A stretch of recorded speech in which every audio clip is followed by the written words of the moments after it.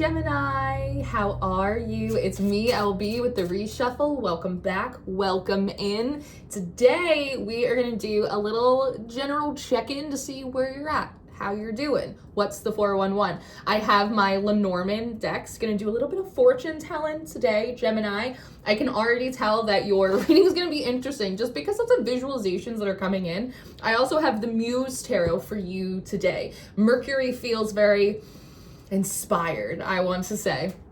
When I sat in your channel, Gemini, two things happened. The first thing is I noticed coming out of the left side of my field, I saw a very large snake slithering through the grass. Now, there could be a root chakra healing that may be occurring for you right now. Snakes are very much connected to the root, to our sensual, sexual energy, and also to our creative powers, our powers of regeneration. Snakes are very much connected to the death and rebirth cycle. And so creatively, sexually, I almost feel like physically as well, like how you carry yourself, how you present. And I want to say like almost like how you're positioned in the body. Like I wonder if you've been focusing on posture lately. You're like, I have a hunchback, I need to sit up straight, I need to like present myself well, right? Like tits out. Like there's something interesting about that energy, about your body changing or maturing and wanting to, I don't know, I want to say like reoccupy your body in a way, almost as if so many, I don't know, thoughts, emotions, energies. It's almost like I want to say that you're a vessel. And so you're used to being used as a conduit for larger energies or messages or ideas or inspirations or emotions. Even your ability to take on other people's energies and emotions and transmute them. It's like almost feeling less like a person and more like a filter. And like there's something about of like I understand my function like as the filter, but like not liking it. Like I don't want to be the filter, I don't want to be the dumpster, I don't want to necessarily always be the container for everything. And so there's something about through a process of perhaps shedding and perhaps like reintegrating the shadow.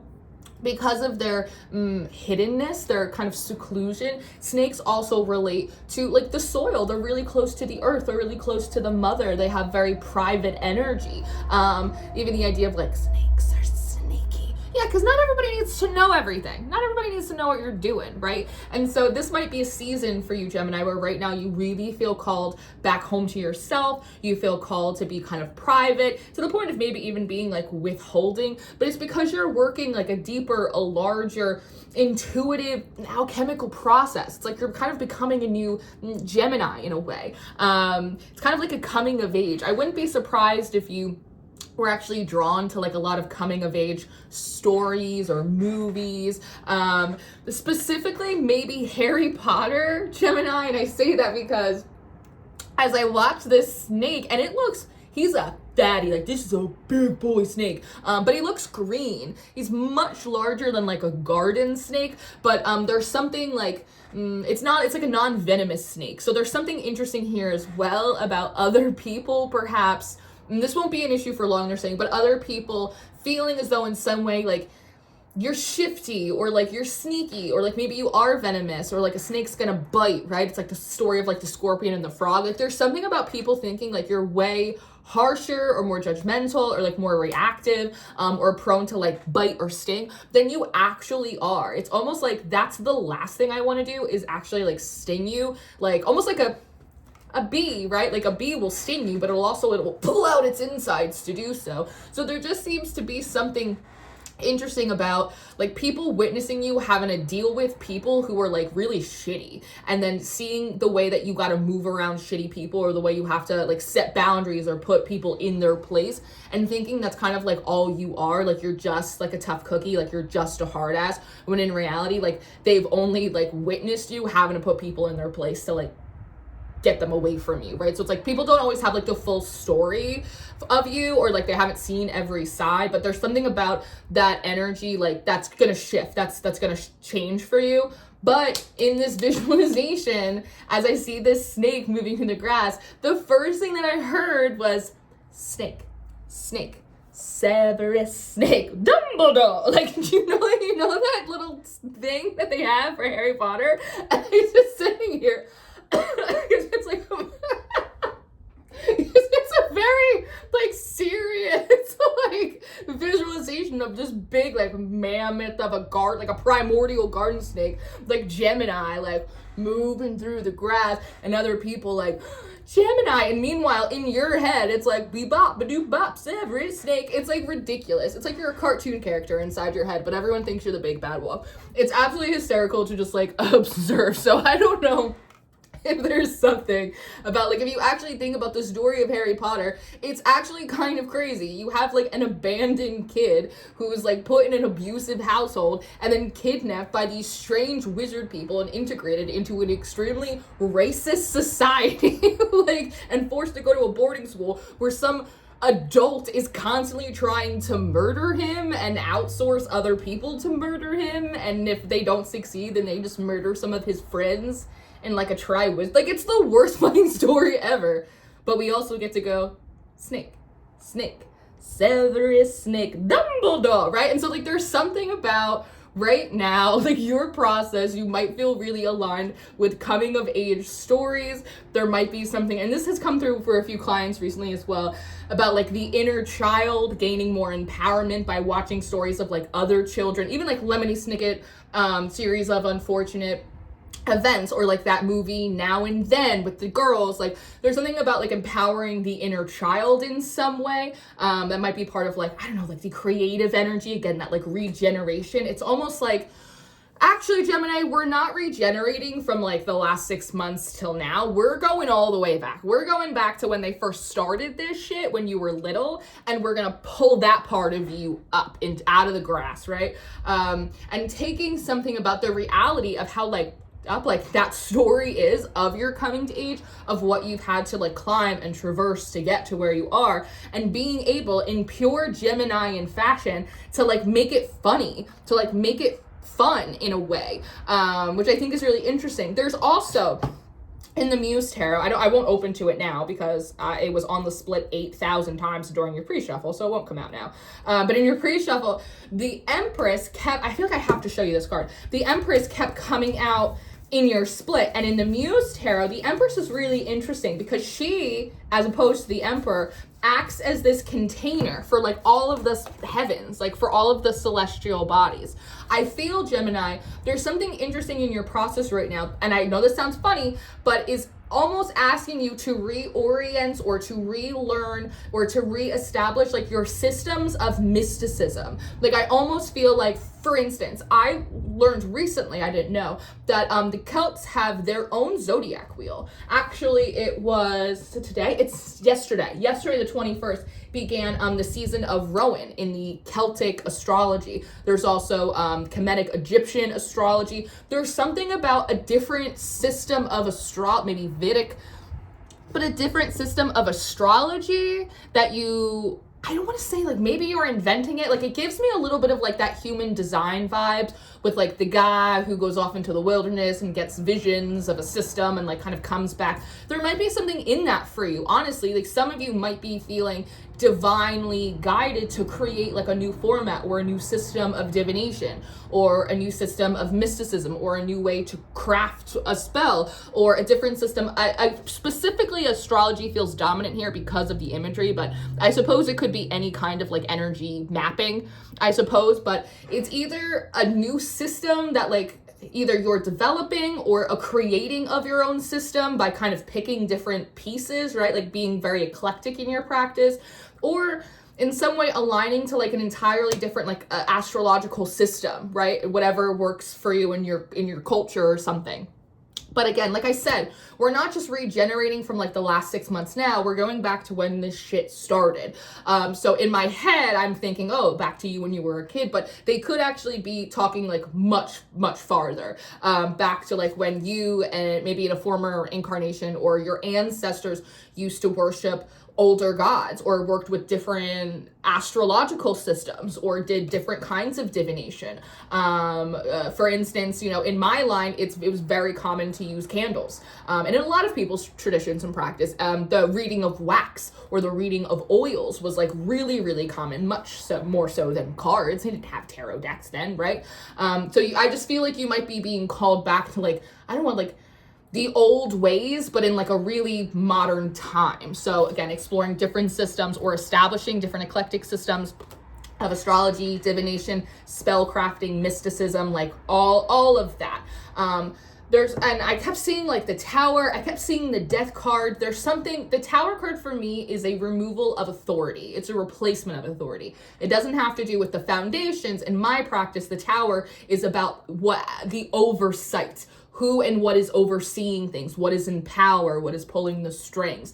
And so there's something here about potentially in the past, like working with certain spiritual philosophies, working with different energies, deities, working within a system of astrology that actually like wasn't super compatible with you. It's almost like looking at your birth chart and going, why doesn't this fucking make sense? It's not because I'm only looking at my big three. I'm looking at the whole thing, but like there's stuff here that's not connecting and I don't know why. It's because there is another way. I wouldn't say there's another system, there's another style, there's another that's better suited for you that you're gonna take to. And it feels like it's kind of, it's fallen through the cracks of time, and like there's something, an opportunity for you here to pluck it from history and like pull it back into the present. And that feels really exciting in a lot of ways. And it's part of the, how do I want to describe this? I guess it's just part of the general whips. That's that discipline aspect here. And the lady. Overall, I think it's part of this larger regenerative creative process. I think in some way, shape, or form, this other style of astrology or this other style of connecting with spirit or this other style of working your own magics, it has a positive difference. It kind of makes all the difference. It's kind of the key. And they're showing me a key, but they're also showing me like a shovel, like the bottom of the key that you would stick in the door. It actually turns into like a shovel and you can start like scooping, taking bigger like chunks out of life, taking bigger chunks out of success. There's something about whether or not you're like, I'm a professional mystic and this is my new system of astrology. Do you want me to read your chart? Or whether you're just incorporating that knowledge like into your everyday life, that new style of reading, whatever, it feels like it makes all the fucking difference. And it actually, for some of you, feels like it will be the first time that you finally understand the heavens, or you finally understand like the cards in a way, or you finally understand the message. Finally understand the heavens. Finally understand the heavens. There's a saintly energy that's coming through here. It came through on someone else's reading yesterday as well. Maybe it was Libra. I'm not positive, but I do feel like a saint energy as well. Also, Metatron. I don't want to say all of the archangels because I'm not feeling all of the archangels. I do feel a bit of Raphael, and I feel Uriel's energy, but specifically I feel the Metatron coming forward really, really strongly. So that might be a bit of a clue for you as well. Interesting. Now, out of these Lenormand cards, we do have the whip. The whip can represent repetition. It can also represent discipline and sometimes punishment as well. And it's attached to the lady, which I think is really interesting. This, for me, it feels like, I almost feel like I can hear someone abusing, yelling at someone, talking down, diminishing someone. I almost feel like I see this lady almost being like, it's not that hard. Can't you do anything right? Do it again. Do it again. Like there's something, and a 1 and a 2 and a 3, but it feels rotten. It feels rotten to the fucking bone. I don't like it at all, actually, that feeling. So I'm wondering if maybe this is an aspect of the critic within. Maybe you had a very critical mother or a feminine caregiver, and that their voice is still playing in your head, right? You kind of whip yourself in a way. Self-flagellation as well. There's also something within some spiritual practices about a whipping or hurting oneself and in subjugation to a higher power. There's something like someone taught you how to do this, or like there's something about this energy that it's like built into the energetic framework, I want to say. Whether it's from this life or whether it's from a past life, it's very critical. Why can't you do anything right? It's not that hard. What are you like it's that type of energy. And I feel it in my heart. The first thing in my heart, it feels sad. And the second thing that I feel is wanting to just slap the shit out of someone. Like, how dare you talk to me that way? It feels like this energy is in some way has tainted part of one of these systems, whether it's it has access to how you read or how you intuit, or it has access to your intuitive channel, or whether it comes through the messages. There's something about incorporating different systems also disconnects you from whatever this is, whether it's an inner critic that starts to go by the wayside when you incorporate new ideas and energies. Or I feel like this is an actual spirit, though, to be honest. I feel like this is like a really difficult ancestor. I don't feel like it's a spirit guide. I don't feel like you would have been given one like this, but it feels like it's an ancestor. There's a sense of entitlement here. Again, there was something about, I don't know, people judging you as being too harsh or too this or too that without like having a full empathy for your circumstances or a full understanding of why you had to be that way sometimes. Feels like this is someone potentially in spirit that's really, really hard on you. And so there's something here about reclaiming. And I mentioned about the vessel, right? Did I mention that? Is this your reading? About as a vessel, I think maybe it was Virgo's reading. I think it was yours though. About as a vessel, not wanting to feel like a filter, right? I want to reclaim the body. And so there's something about, for some of you, I wonder if this is zooming out, if this is the removal of an attachment and the removal of perhaps a very critical ancestor out of your team. That was kind of just grandfathered in like through the genetics, and by incorporating, I almost wonder if, here's what I think that the other style of reading or magical practice or astrology or whatever, I feel like it's connected to actually a stronger and more dominant side of your ancestral line, that by tapping into it reconnects you to that power and dominance, which overwrites and overruns whatever this lady's a part of.